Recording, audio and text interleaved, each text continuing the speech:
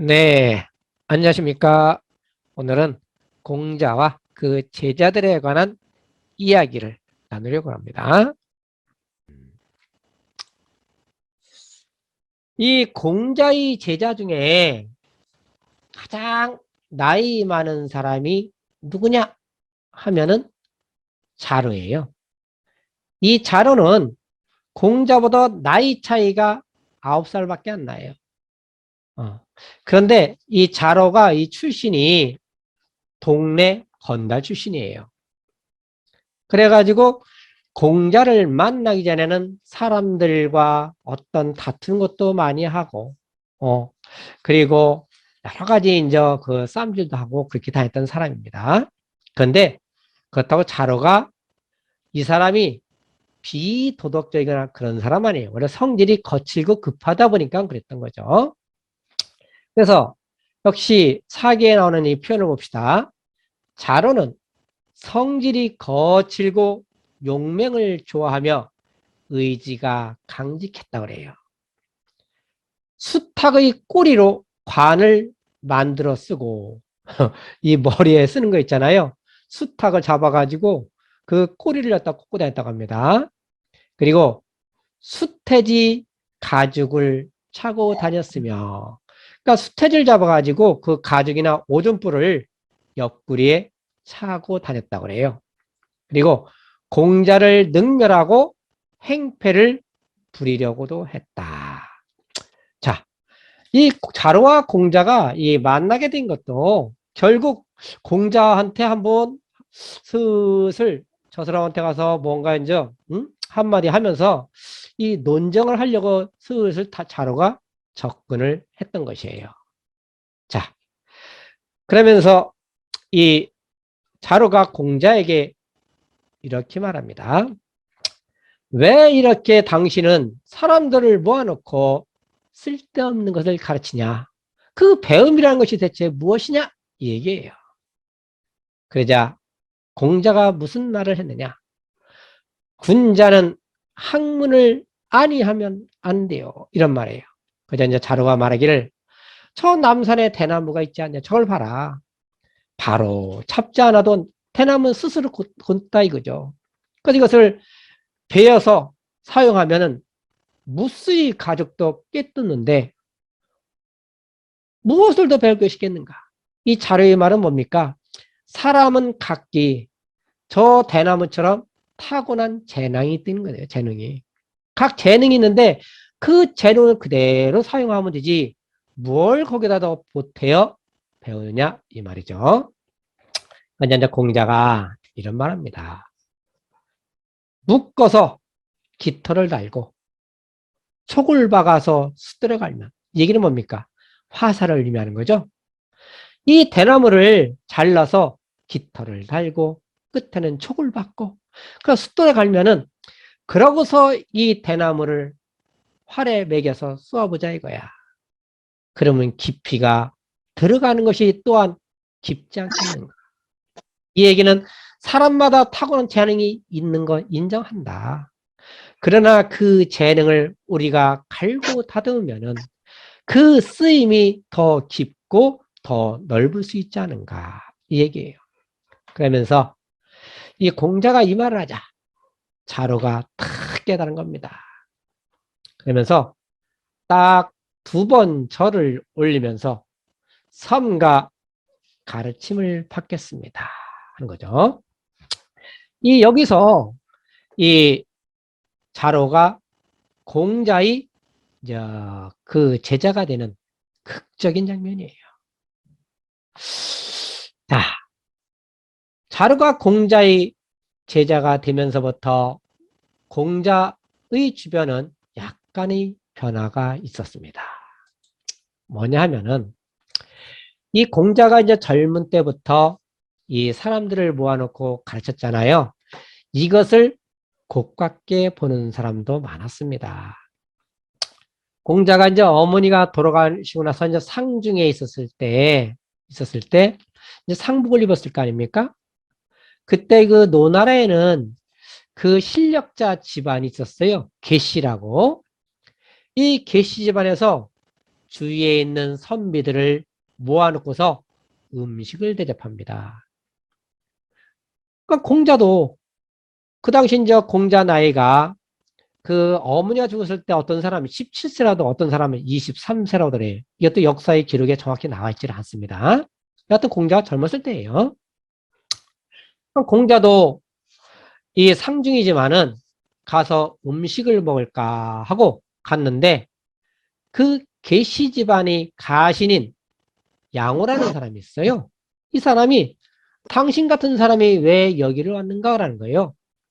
여기는 어느 정도 지체 있는 선비들이 오는 것이다. 당신 같은 사람이 올 자리가 아니다 하면서 공자를 쫓아냅니다. 응? 이 잔치집에서 사람 쫓아내는 게 참 그게 쉬운 일이 아니거든요.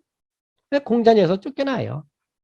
이렇게 공자는 젊었을 때부터 이제 시기하거나 험담을 하는 사람들이 주위에 있었습니다. 그런데 이 용맹스럽고 강직한 자루가 제자로 들어오자 그 주변에서 공자를 험담하는 사람들이 거의 다 사라졌어요. 공자가 이런 말합니다.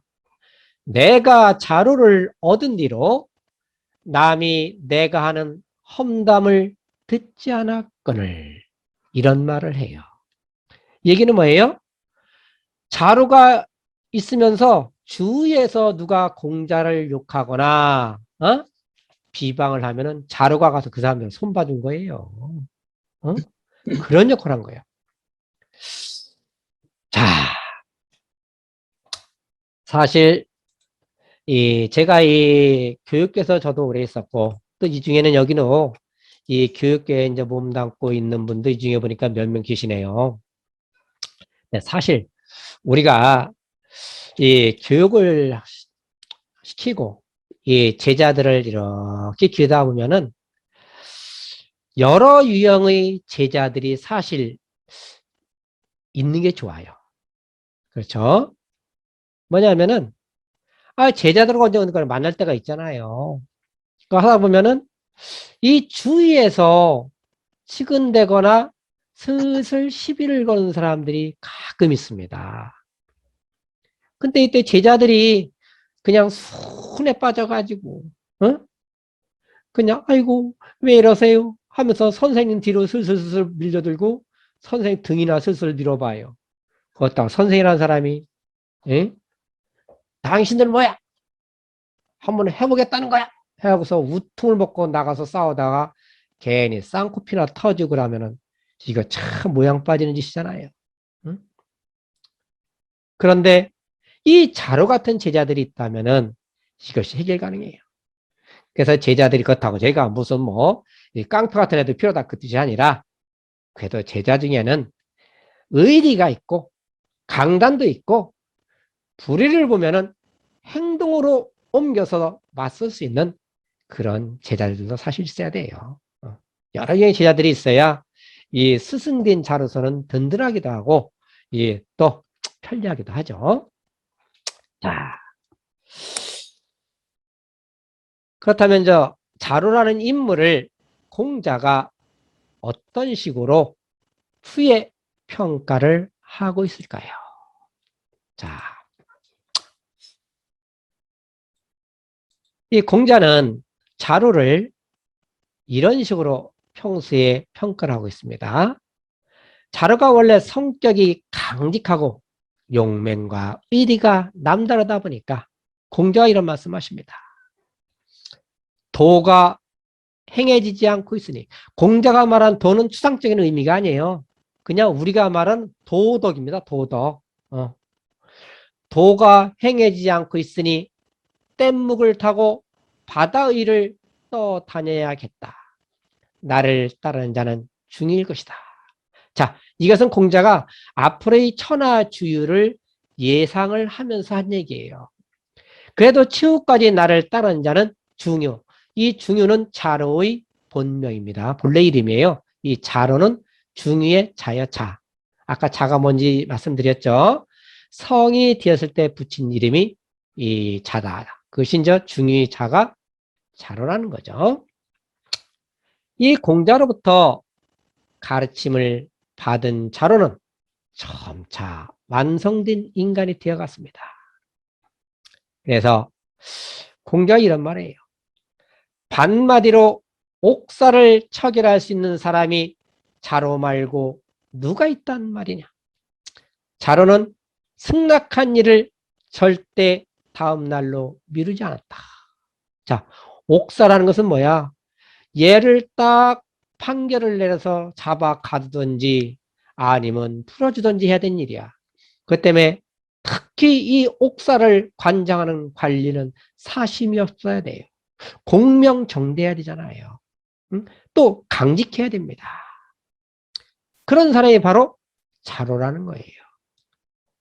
그리고 승낙한 일을 절대 다음날 미루지 않았다는 언행이 일치가 된다는 말이죠. 말을 했으면 자로는 반드시 행동으로 옮겼다는 겁니다. 그래서 공자는 인생의 만년에 제자들을 평가할 때 자로를 정치에 적합한 인물이라고 했어요. 바로 이런 사람이 정치를 해야 되잖아요. 그죠? 우리 주위에 정치가도 있지 않습니까? 뭐 시장도 그렇고, 어? 국회의원 그렇고, 뭐 장관도 그렇고, 시의원도 그렇고, 이 정치가들 많잖아요. 공자는 자로와 같은 성품은 강직하고 의리 있는 사람들, 이런 사람들이 정치를 해야 된다는 입장이에요. 그냥 머리나 살살살 굴리고 어떻게 돈이나 이렇게 착복을 할까? 이런 사람들, 자신들의 어떤 명예욕, 권력욕을 추구하기 위해서 정치를 하는 사람을 공자는 배격합니다. 요 이제 저 자세한 것은 우리가 이제 그 마지막 공자의 그 정치론 할 때 더 깊게 공부를 할 것이에요. 네, 다음 또 소개할 제자는 염구예요. 이 염구도 공자가 평가하기에 정치에 적합한 인물이다 그랬어요. 그런데 정치에 적합하다고 해서 무슨 일국의 제후 그건 아니고 중간 관리자를 말하는 겁니다.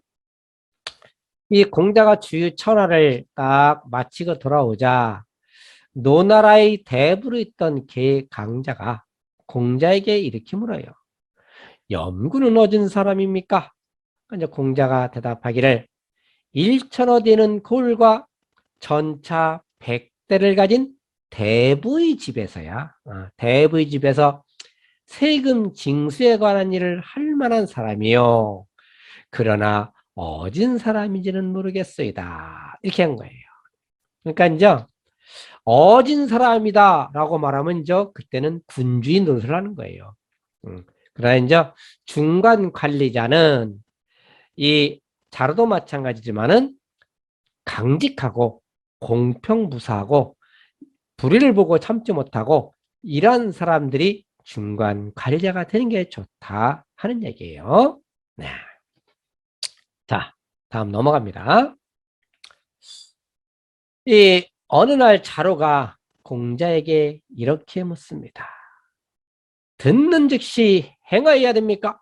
공자가 말하기를 야, 부모 형제가 있는데 어떻게 듣는 즉시 행할 수 있겠는가? 이렇게 얘기해요. 그러니까 이제 영구가 이번에는 똑같은 질문을 합니다. 듣는 즉시 행하여야 됩니까? 그러니까 이번에는 공자가 그래, 듣는 즉시 행하라. 이런 말을 해요. 같은 질문에 다른 대답을 한 겁니다. 그래서 이제 제자 중 하나인 공서화가 그 이유를 묻습니다. 왜 똑같은 질문에 다른 대답을 하십니까? 이때 공자가 한 말이 염구는 머뭇거리니까 나아가게 한 것이요. 자로는 다른 사람보다 앞서니까 물러나게 한 것이다. 이런 말을 해요. 자, 우리는 여기서 공자의 주요한 교육 사상을 바라볼 수 있어요.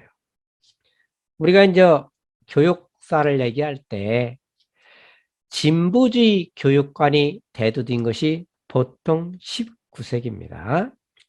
진보주의 교육관에서 말하는 학습 형태가 개별학습이에요. 거기에 대비되는 말이 일제학습, 집단학습이죠. 개별학습이란 학생 하나하나에 맞는 맞춤형 교육을 시키는 것이에요.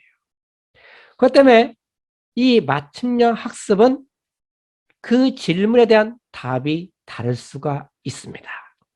질문도 물론 다를 수가 있고 그 수준에 따라서, 그리고 답도 사람에 따라서 다양하게 전개될 수가 있어요.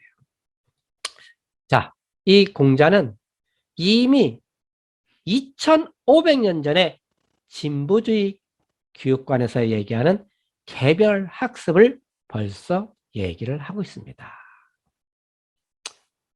서양에서는 19세기에, 기원 후 19세기에 나온 것을 기원전 500여 년 전에 이미 공자는 진보주의 교육관을 벌써 피력을 하고 있습니다. 자, 다음은 이제 그 안희를 살펴보겠습니다. 네.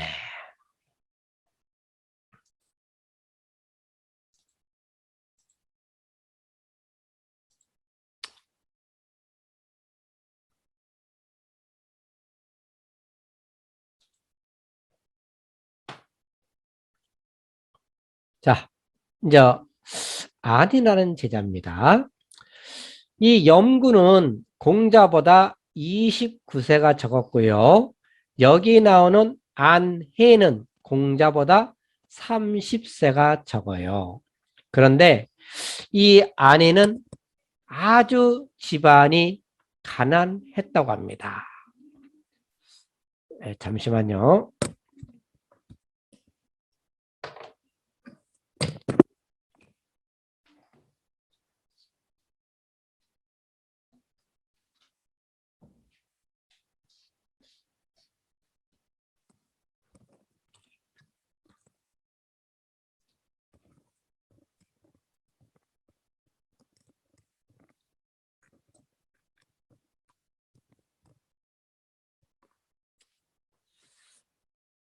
네, 다음은 공자의 제자 안해가 되겠습니다. 공자 제자인 자루는 공자보다 9살이 적었고요.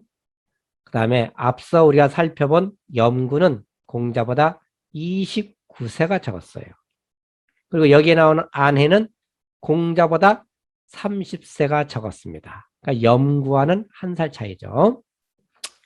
근데 이 안해는 참 이 학문하는 것을 즐겨했어요. 그런데 이 사람은 너무나 가난해요. 살고 있는 것도 무척 누추했다고 합니다. 그런데도 그러한 그 환경에서 아내는 그 학습의 끈을 놓지 않는 거예요. 그래서 공자가 이런 말 합니다. 현명하구나 안해요. 한 그릇의 밥과 한 바가지 물을 먹으면서 누추한 거리에 살고 있구나. 사람들은 그 근심을 감내하지 못하지만 아내는 그렇게 사는구나. 아내는 그렇게 사는 즐거움을 바꾸지 않는구나. 현명하도다 아내여. 이렇게 말을 해요. 그래서 이 어려운 환경에서도 열심히 학문에 매진하는 아내를 이렇게 공자는 칭찬을 하고 있습니다. 그래서 여기서 비롯된 말이 단사표음이에요. 이 단자는 속구리 단자입니다. 이게 사자는 동사로는 먹을 식자도 되죠. 근데 이제 명사로 쓰일 때는 밥 사자가 돼요. 이 표자는 표주밥 표자입니다. 음자는 마시름자야. 그래서 이것은 해석이 속구리에 담긴 밥 수박과 표주박에 담긴 물이다 하는 뜻이죠. 그래서 청빈하고 소박한 생활을 이루는 말이 되겠습니다. 자, 근데 이 안희는요, 평소에 말이 별로 없었어요. 공자도 처음에는 안희를 오해를 했어요. 아니, 왜냐면 공자가 무슨 말을 하면 질문을 하든지 해야 되는데 애가 말도 안 하고 가만히 눈만 껌뻑거리고 있거든? 그래서 공자는 얘가 좀 떨어진 애가 아닌가? 응? 도대체가 내 말을 이해하는지 아예 이해를 못하고 있는 건지 할 수가 없었어. 이렇게 오해를 좀 했어요. 약간 우둔한 것이 아닐까? 그런데 나중에 아내가 그 공부를 마치고 나가서 행하는 걸 봤더니 아주 묵묵히 배운 것을 실천하고 있더라 이거예요. 그래서 공자가 그 모습을 보고 탄식을 했어요. 그래서 공자가 한 말이 이겁니다. 그 홀로 있을 때를 살펴보니 배운 것을 제대로 밝혀 실천하고 있었다. 안해는 우매한 것이 아니었다. 내가 사람을 잘못 봤다. 이렇게 말한 거예요. 네. 자, 그 다음 제자가 누구냐? 자공이 되겠습니다. 이 주파날이 탁 나오네요. 이건 뭐냐? 자공이 계산에 능했고 재물 증식에 아주 소질이 있어요. 그래서 돈을 가장 많이 버는 사람이 자공입니다. 이 자공의 이름이 사여, 사. 자공은 자가 되겠죠. 사는 천명을 받지 못했지만 재물을 증식했다. 예측하면 여러 번 적중했다. 이런 말이에요.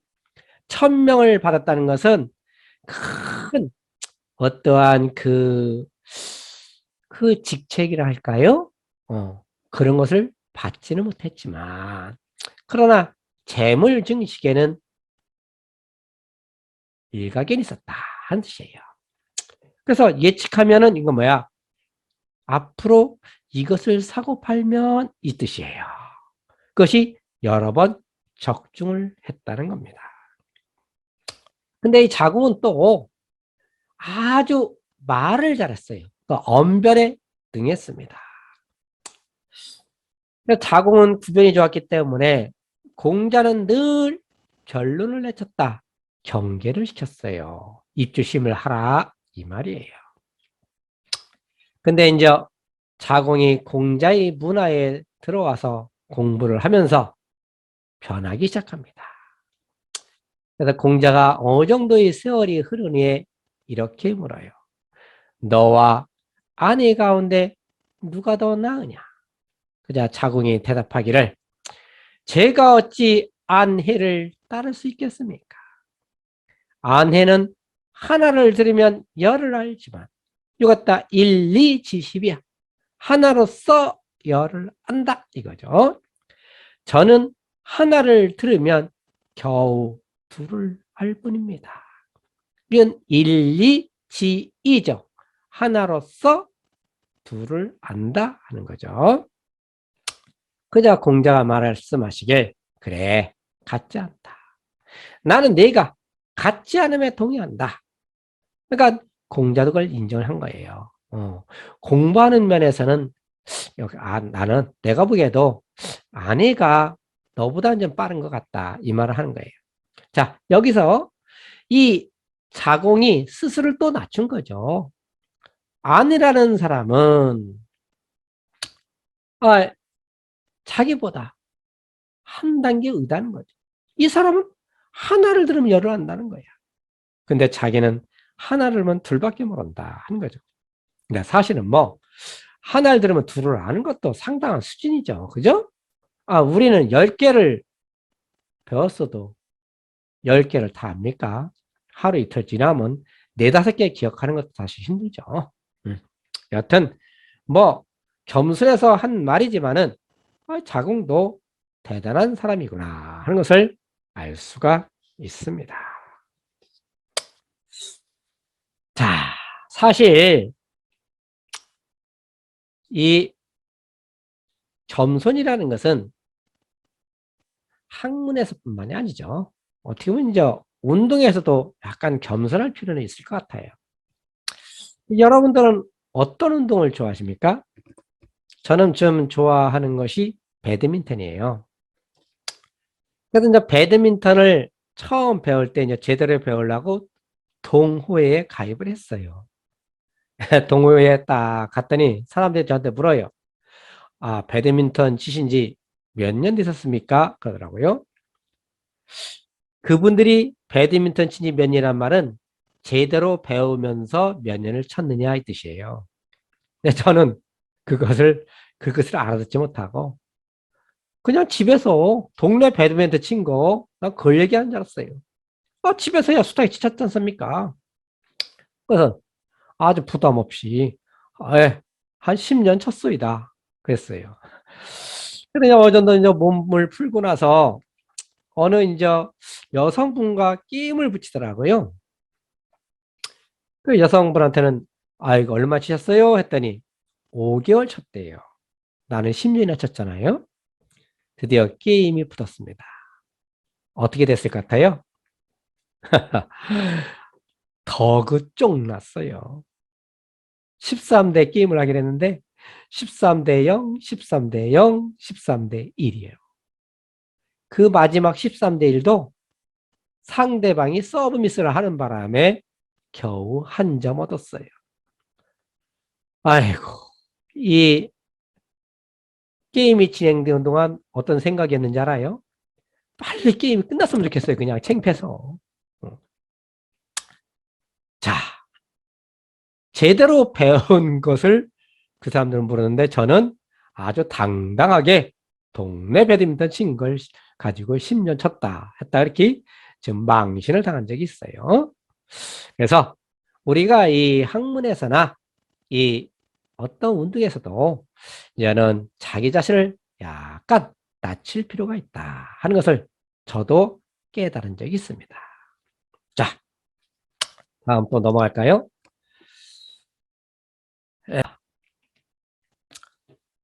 이 이제 이렇게 자궁이 겸손해지면서 그러면서 점차 이제 사람이 되어 간 거죠. 그래서 하루는 이 자궁이 이렇게 물었습니다. 저는 어떤 사람입니까?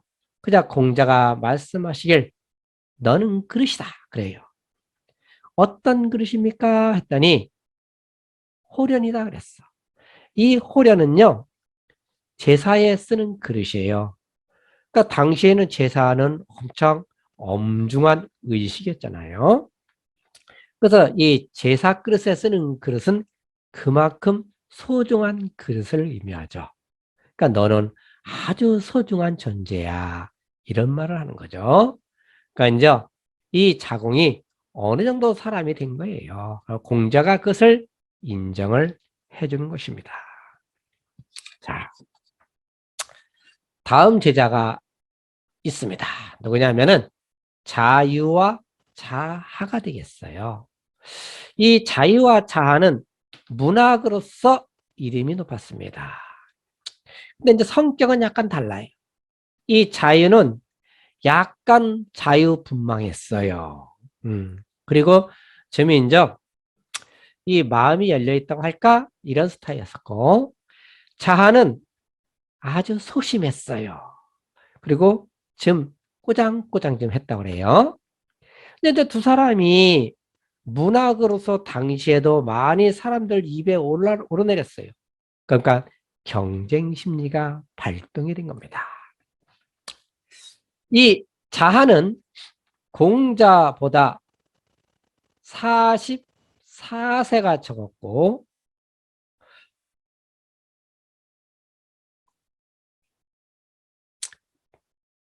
여기 나오는 자하는 공자보다 44세가 적었고요. 자유는 45세가 적어요. 그러니까 자하가 한 살 위에요. 자, 먼저 이제 자유가 포문을 엽니다. 자하의 제자들은 닦고 쓸고 응대하고 진퇴는 잘하지만 지엽적인 것이다. 근본이라는 것이 없으니 뭘로 취할 수 있겠는가? 이 말 참 재밌죠. 자하의 제자들 한다는 짓이 그냥 방바닥이나 쓸고 닦고 부르면 네 하고 가고 그러다가는 가라 그러면 네 하고 가고 이렇게 지엽적이고 짜질한 짓만 한다 이거예요. 크게 그 근본이란 것이 없다 이거예요. 도대체 그 스승을 닮아서 그 제자들은 뭐에 쓰겠는가 이겁니다. 그러니까 완전히 그 스승과 제자들을 싸잡아서 찌질한 인물이다 이렇게 평가를 하는 거예요. 그러니까 이제 자하가 이제 그 말을 듣고 발끈했습니다. 오호, 자유의 말이 지나치구나. 군자의 도는 무엇을 먼저로 하여 전수해야 하며 무엇을 뒤로 하여 게을리할 수 있겠는가? 초목으로 비유하자면 종자 크기가 다른 것으로 구별되는 것과 같으니 군자의 도를 어찌 꾸밀 수 있겠는가? 처음이 있고 마침이 있는 것은 오직 성인만이 할 수 있다. 이 자하의 말은 딴 게 아닙니다. 자네는 그렇게 통이 큰 것처럼 그렇게 말하는데 이 사람아 에?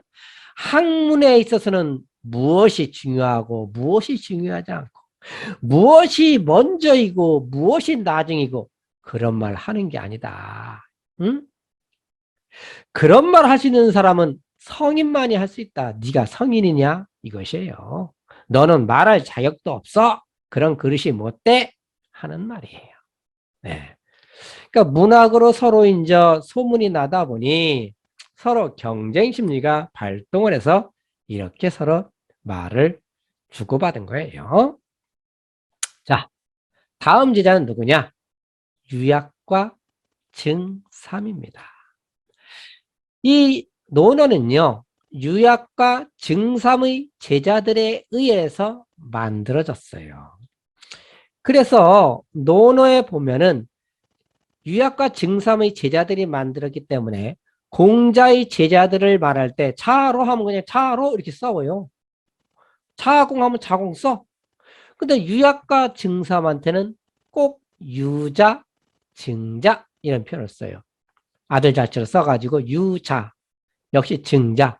아까 얘기했죠. 아들 자자는 아들 자자도 되지만은 존칭을 나타내는 전미사이기도 하다. 그 유자는 유 선생님, 증자 증 선생님이야. 유약과 증삼의 제자들이 논어를 만들었기 때문에 자기 스승인 유약과 증삼을 표현할 때는 유자, 증자 이렇게 표현한 겁니다. 자, 이 유약은 공자보다 43세가 적었어요. 그리고 이제 이 증삼은 46세가 적어. 그러니까 나이 차이가 3살 나죠. 유약이 3살이 많아요. 근데 이제 공자가 돌아가셨습니다. 그러니까 이제 이 제자들이 자기 스승이 보고 싶은 거야. 근데 이 유약이 공자의 모습을 좀 닮았다고 그래요. 그러니까 이제 공자의 제자들이 자하, 자장, 자유 이런 사람들이 유약이 공자를 좀 닮아가지고 스승으로 섬기려고 하는 거야. 그러니까 이걸 반대한 인물이 증자입니다. 증자가 발끈하면서 얘기를 하는 거예요. 불가하다. 무슨 소리냐? 장강과 한수의 물로서 세척을 하고 가을 햇볕에 쬐어도 희고 흰 것에 더 보탤 것이 없다. 이 얘기는 뭐냐면은 장강과 한수인물로서 아무리 세척을 하고 가을 햇볕에 쬐어서 그 모양을 만들려고 해도 유약은 유약일 뿐이다 이거요. 어찌 공자의 순수한 그거, 희고 신 것에, 이건 공자를 의미하는 거예요. 희고 신 것에 무엇을 더 보탤 수 있느냐? 보탤 수 없다. 따라올 수가 없다, 이것이요. 유약, 아무리 해봐야, 자, 공자 못 된다. 하는 거예요. 그래서 이제, 이렇게 유약을 증사하면 확 견제를 해버립니다. 자, 이제 공자의 제자들에 관한 이야기는 여기까지 하고요. 맹자에 보면은 이런 글귀가 나와요. 독서 상우 이런 말이 있습니다. 이 뜻이 뭡니까? 여기서 상자는 숭상할 상자도 되고요. 또 올라갈 상자도 돼요. 그래서 올라간다 뜻이 여기서는 어떻게 되느냐? 독서는 책을 읽는다는 것은 올라가서 위로 올라가서 친구를 사귀게 한다 이 뜻이 되는 거예요. 그럼 위로 올라간다는 것은 뭐죠? 옛날로 거슬러 올라가서 이 뜻이에요. 옛날로 거슬러 올라가서 옛날 사람을 벗하게 한다 이 뜻이 독서상우입니다. 자, 맹자에 나오는 표현이에요. 맹자는 이런 말을 합니다. 한 마을이 선량한 선비와 벗이 될 수 있고 한 나라의 선량한 선비는 한 나라의 선량한 선비와 벗이 될 수 있고 천하의 선량한 선비는 천하의 선비와 벗이 될 수 있다. 그 통대로 간다는 거야. 그 사람들은 그 나름대로의 그 아우라가 있지 않습니까? 그것대로 우리는 사람을 사귄다는 거예요. 그 사람들은 그 통이 한 나라의 선비를 사귈 수 있는 사람들은 여러 사람과 사귀고 또 선비와 사귀고 천하의 그 선비와 사귈 수 있는 그 아우라를 가진 사람 그런 사람은 천하의 선비가 벗이 된다는 거예요. 그런데 그래도 부족해. 그죠? 여기서 이제 천하의 선비와 사귄다는 것은 그 사람들과 꼭 만나서 친구가 된다는 말이 아니에요. 그 사람과 서로 어울려서 말을 주고받을 수도 있지만은 그 사람이 한 말을 전해 듣는다. 그 사람이 지은 글, 서적을 내가 본다. 이 뜻도 돼요. 자, 그런데 그걸로 만족하지 않아. 동시대의 사람들이 쓴 글, 이것이 만족스럽지 않아. 그때는 뭐 하는 거야? 옛사람이 이제 글 읽는다는 거야. 그러면 그 시를 읽고 그 서적을 읽는다면 누구? 옛날 사람의 시와 서적을 읽는다면 그 사람을 모르는 것이 가능하겠는가 이것이야. 이로써 세상을 이야기할 수 있다. 이것이 의로 옛사람과 벗하는 것이다. 이런 말합니다. 그래서 독서라는 것은 자 짧게는 한 고을, 한 마을, 이 세상 사람 그러면서 더 깊게는 옛날 사람과 친구를 맺게 하는 것이 독서다는 거예요. 그래서 그 사람이 남긴 시와 그 사람들이 서적을 탐독하면서 우리는 그 사람들과 서로 소통하고 대화를 한다는 것이죠. 이것이 고전을 읽는 이유다라고 맹자는 이야기합니다. 자, 그리고 이 가끔 고전은요, 이 소리내서 읽어야 그 맛이 나요. 우리가 시 짓는 사람들이 또는 시를 읽는 사람들이 시를 소리내서 읽죠. 낭송이라고 하죠. 이 경전도 성독이라고 그래요. 성독, 소리내 읽는다는 것이에요. 그래야 그 맛이 또 제대로 날 수가 있습니다.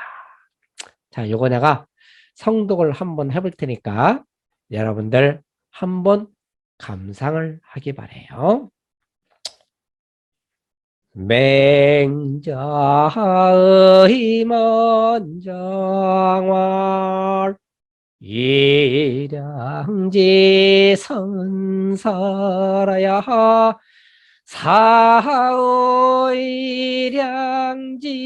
선사고 일국지 선사라야 사오일국지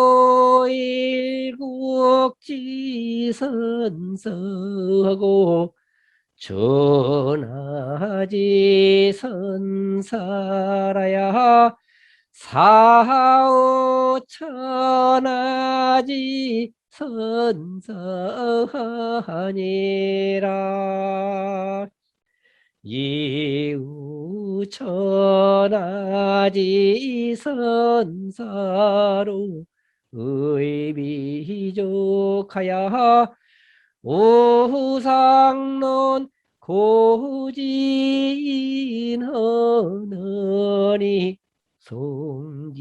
송지시하며 도끼서대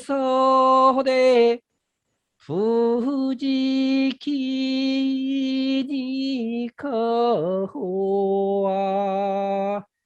시로는 기세야니 시상오야니라